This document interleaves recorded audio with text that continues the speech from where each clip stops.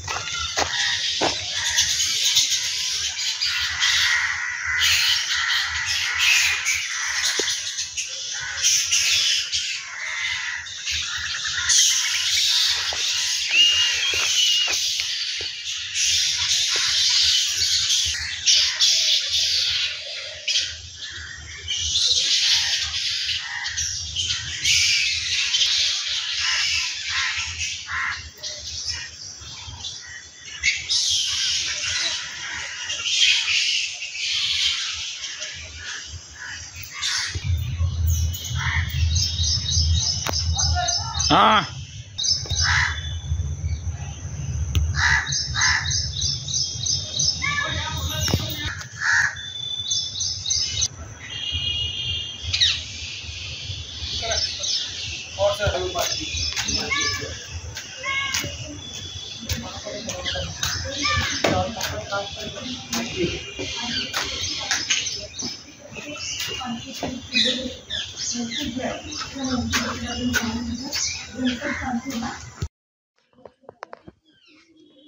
नमस्कार।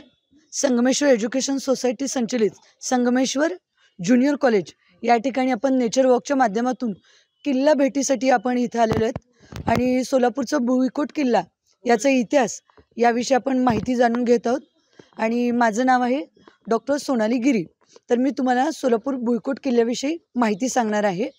तर आपण आहेत सोलापूर भुईकोट किल्ल्याच्या पहिल्या दरवाजापाशी, ज्याला शाही दरवाजा किंवा दिल्ली दरवाजा आणि हत्ती दरवाजा म्हणून ओळखला जातो।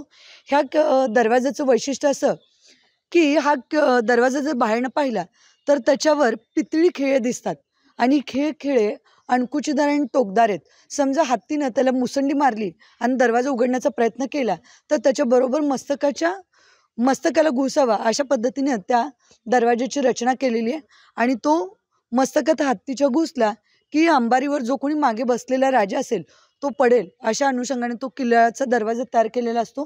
आणि त्याच्यानंतर आपण जो दुसरा दरवाजा पाहतोय त्याला मधला दरवाजा किंवा रेवणी दरवाजा असं म्हणतात। आणि ह्याच रेवणी दरवाजावरून बाहेर एक आपल्याला हनुमानाचं मंदिर दिसतं, त्याला रेवणी मारुती म्हणून ओळखलं जातं। या किल्ल्याच्या वरच्या साईडला जर आपण एक लेख बघितला तर तो पर्शियन भाषेमध्ये आपल्याला पाहायला मिळतो आणि त्याच्यामध्ये याकूब खान नावाच्या एका अधिकाऱ्याचा उल्लेख मिळतो। ज्यावेळेस औरंगजेब बादशाह या किल्ल्यामध्ये वास्तव्याला होता त्यावेळेस त्यांनी नाही का इथल्या बगीचाची रखरखाव करण्यासाठी, पाणी देण्यासाठी ह्या याकूब खानाला 1000 रुपये दिल्याचा उल्लेख ह्या वरच्या शिलालेखामध्ये आपल्याला पाहायला मिळतो। आणि सगळ्यात महत्त्वाचं, हे जे पाणी देण्याचं काम होतं, बाहेरच्या साईडला नागाबावडी म्हणून विहीर आहे, त्या विहिरीतून गाळ काढायचा आणि तो गाळ काढून ते जो पाणी असेल किंवा जी माती असेल इथल्या परिसरामध्ये बागेसाठी त्याचा उपयोग करावा असं या उल्लेख आपल्याला शिलालेखामध्ये पाहायला मिळतो। वर दोन जे मिनार दिसतात हे मिनार नाही का मुघल शैली, ज्याला आपण इस्लामिक स्टाईल म्हणूया, त्या स्टाईलमध्ये आहेत।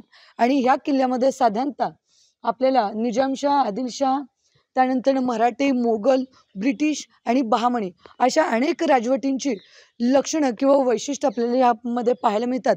आणि वरच्या साईडला जो सज्जा दिसतो त्या सज्जामध्ये कदाचित असं म्हटलं जातं की ज्यावेळेस राजा विजय मिळवून येतो त्यावेळेस त्याची राणी इथं उभं राहत असावी आणि ती आपल्या राजावर पुष्पवृष्टी करत असावी असं आपल्याला या ठिकाणी पाहायला मिळतं। आणि वरच्या बाजूला या ठिकाणी आपल्याला जंग्या पाहायला मिळतात। ह्या जंग्या म्हणजे काय, तर समजा शत्रू पहिल्या दरवाज्यातनं आला, त्याला इथं थांबवायचं आहे. थांबवण्यासाठी वरच्या जंग्यांमधून गरम पाणी किंवा उकळतं तेल त्यांच्या अंगावर टाकलं जायचं, जेणेकरून शत्रू इथंच गारद व्हावं, अशी त्या पाठीमागची कल्पना असावी. आणि आजूबाजूला आपल्याला ज्या काही छोट्या मोठ्या इमारती दिसतात, ह्या इमारती सैनिकांच्या किंवा पहारेकरांच्या खोल्या असाव्या, असं या ठिकाणी म्हटलं जातं. ज्यावेळेस 1818 पेशवाईचा अंत होणार होता, त्यावेळेस ह्या किल्ल्यामध्ये 1 महिना मे महिन्यामध्ये 1918 दुसरा बाजीराव आणि सातारचे प्रतापसिंह भोसले ह्या किल्ल्यामध्ये वास्तव्याला होते. त्यावेळेस किल्ल्याचा किल्लेदार हा गणपत पानसे होता. त्यांना पगार म्हणून वर्षासन दिलं जायचं, ठराविक रक्कम दिली जायची. गणपत पानसेचे वंशज आज देखील आपल्याला टोळ्याच्या बोळामध्ये पाहायला मिळतात. त्यांची डॉक्युमेंट्स किंवा कागदपत्रे त्यावेळची आज देखील आपल्याला उपलब्ध होतात. आणि ह्या किल्ल्यामधून जेव्हा दुसरा बाजीराव आणि प्रतापसिंह भोसले हे जेव्हा बाहेर पडत नव्हते, तेव्हा ब्रिटिशांनी बाहेरून किल्ल्याला तोफांचा मारा केलेला होता. त्या तोफांच्या माऱ्याच्या निशाणी आज देखील आपल्याला पाहायला मिळतात. आता आपण जाऊया ह्या दुसऱ्या दरवाजातून पुढे जो तिसरा दरवाजा आहे, त्याला आपण महाकाली दरवाजा असं म्हणतो. त्याच्या शेजारच्या साईडला महाकाली बुरुज देखील आहे, तो आपण पाहूया.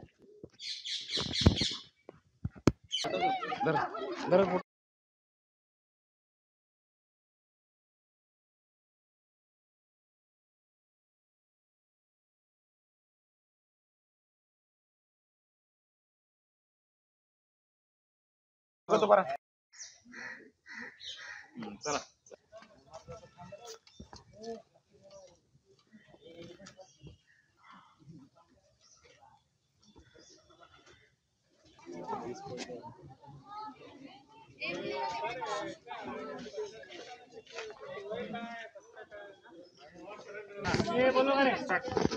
आता आपण सध्या तिसरा दरवाजा ज्याला आपण म्हणतो, तो तिसरा दरवाजा महाकाली बुरुज या नावाने ओळखला जातो.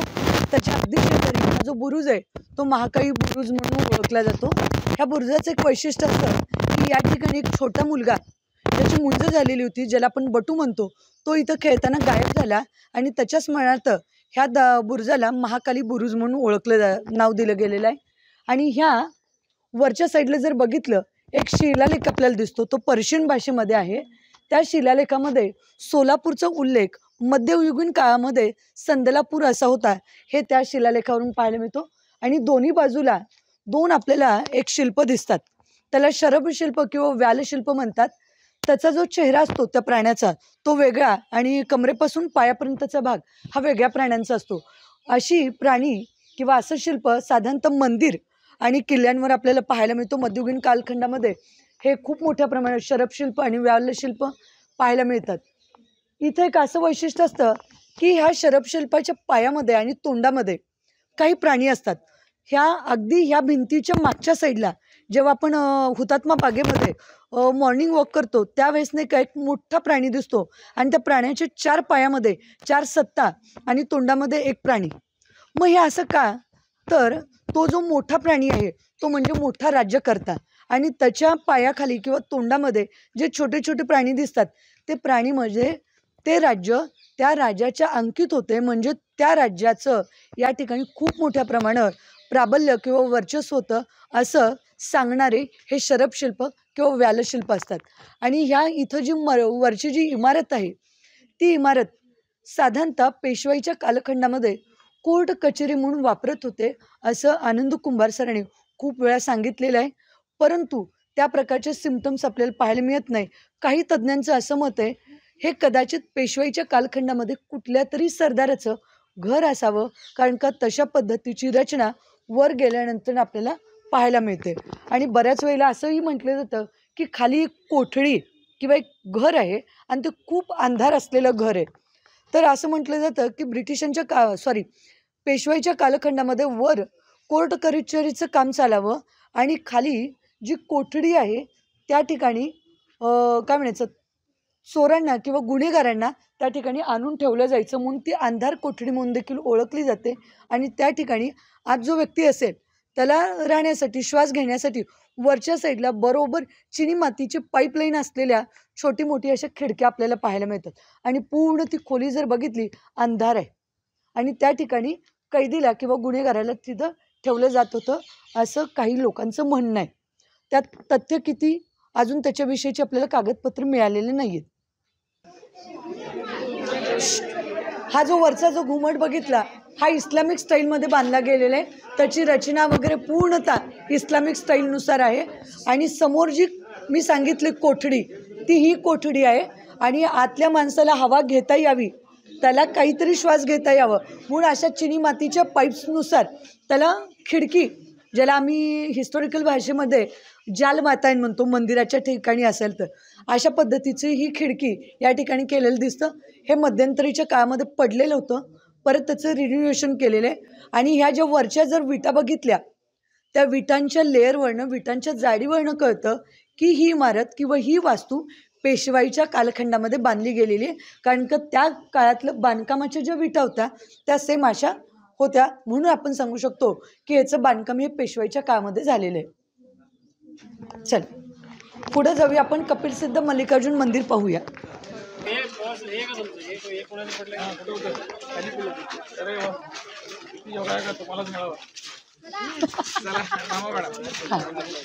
किती योगा आहे का आम्ही गावाला येतो. होय का? इथं थांबा रे, 1 मिनिट छान फोटो.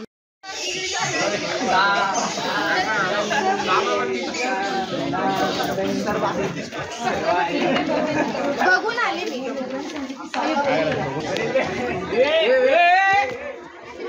चला, नेचर वॉक होत नाही, ते आर्टिफिशियल होते. चला द्या त्यांना. चला चला, आम्हाला आत्ताच लागली, तुम्हाला 2 वाजता लागले. चला मग. हां, हे मल्लिकार्जुन मंदिर आहे ना. हो. इकडे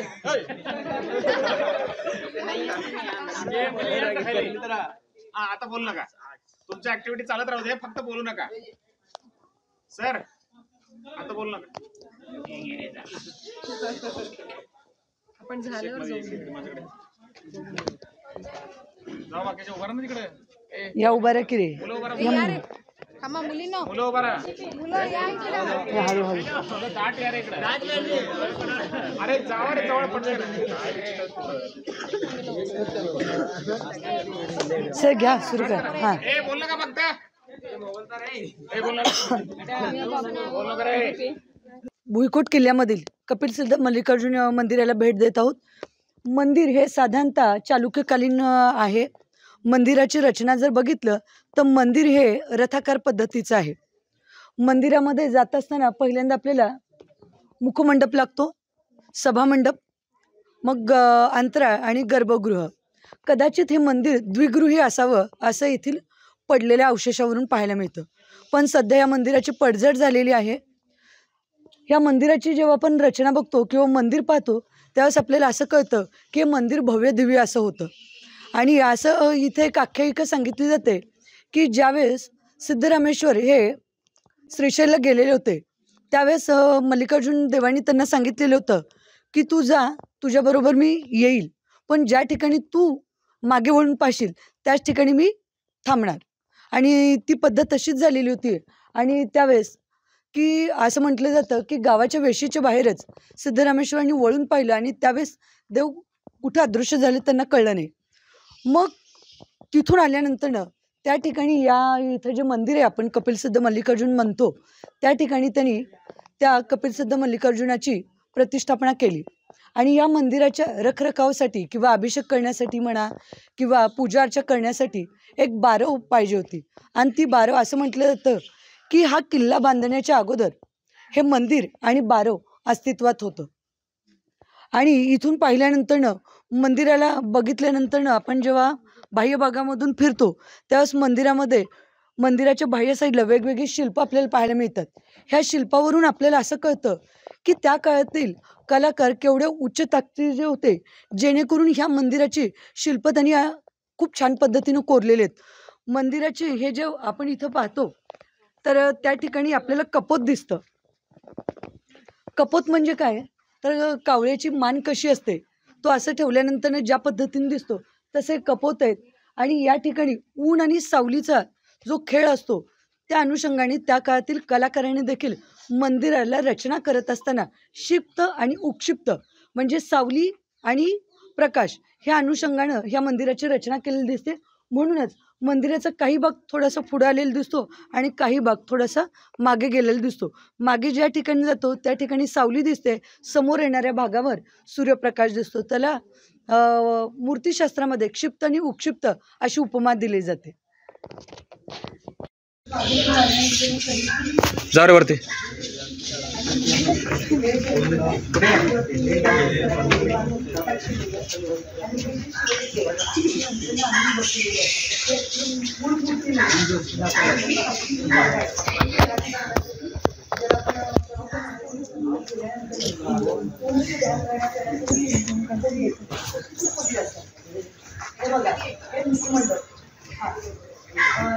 ज्या ठिकाणी उभे आहोत त्याला मुखमंडप म्हणतात.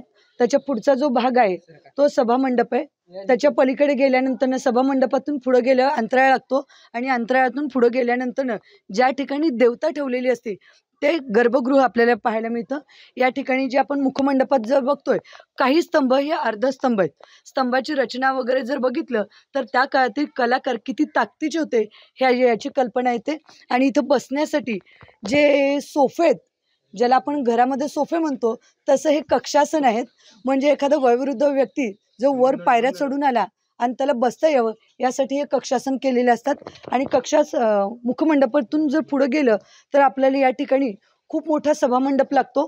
पूर्वीच्या काळामध्ये हा सभामंडप बंदिस्त असावा, परंतु आता त्याची पडझड झालेली आहे आणि सभामंडपाच्या खाली ध्यानधारणासाठी एक आपल्याला छोटीशी एक रूम आपल्याला किंवा खोली आपल्याला पाहायला मिळते. या ठिकाणी ध्यानधारणासाठी त्याचा वापर केलेला असावा असं काही जाणकारांचं मत आहे. आणि ह्या सभामंडपाच्या पुढे गेलं की अंतराळ लागतो आणि अंतराळाच्या मध्ये पलीकडच्या साईडला गर्भगृह लागतं. काही जाणकारांचं किंवा इतिहास तत्त्वज्ञानाचं मत आहे की हे मंदिर द्विगृही असावं, परंतु काळाच्या ओघामध्ये त्याची पडझड झालेली आहे आणि इथले जे काही पिलर होते किंवा जे स्तंभ होते ते स्तंभ आपल्याला बाळीवेशच्या कपिलसिद्ध मल्लिकार्जुन मंदिरामध्ये बांधकाम करताना त्याचा वापर गेलेला असावं असं देखील काही जाणकारांचं मत आपल्याला पाहायला मिळतं.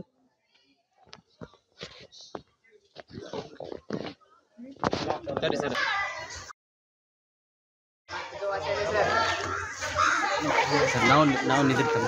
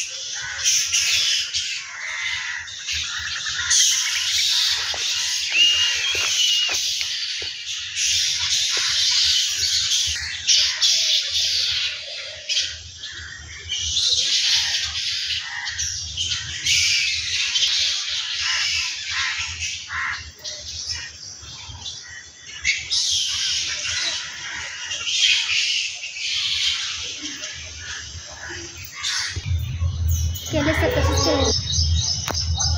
हां